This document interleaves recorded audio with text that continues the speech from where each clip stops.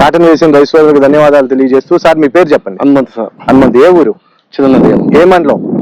కొడంగల్ మండలం. మీరు ఎన్ని ఎకరాలు పత్తి సేద్యం చేస్తున్నారు? 12 ఎకరాలు. 12 ఎకరాలు. ఎన్ని సంవత్సరాలు చేస్తున్నారు? 10 సంవత్సరాలు. 10 సంవత్సరాల నుంచి. ఇప్పుడు పత్తి పంటకు మీరు ఏం పిచికారీ చేశారు? Pickup sir. పికప్ చేయడం వల్ల మీకు ఏం ఉపయోగం కలిగిందో చూపించండి ఒకసారి. బాగుంది సార్. మొత్తం జీడ ఓకే బంకాయ ఎంత నీట్ గా వేసింది. నీట్ గా కొమ్మలు పొడుగు వచ్చినాయి, మంచి కొమ్మలు బాగా వచ్చినాయి. చూపించండి ఒకసారి.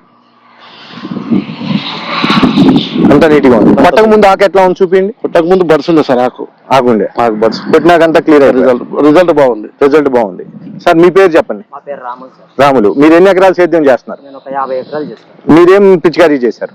మేము పికప్ చేసినాం సార్. ఎట్లా ఉంది మీకు రిజల్ట్? మాకు మంచిగా ఈ ఎర్ర నల్లి, పేను, ఈ పురుగు కూడా ఓకే మొత్తం అంతా మడతపడ్డట్లయితే ఓకే 5 రోజులకు చూస్తే మళ్ళీ నీట్ గా అయింది సార్. నీట్ గా అయింది.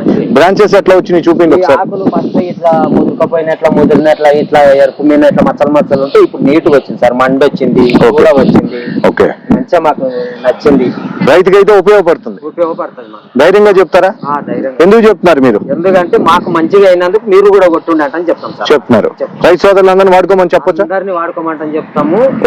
ఇప్పుడు నేను మరణ కూడా ఇంకా 30 ఎకరాలు ఉన్నది. ఇదే కొడతారు.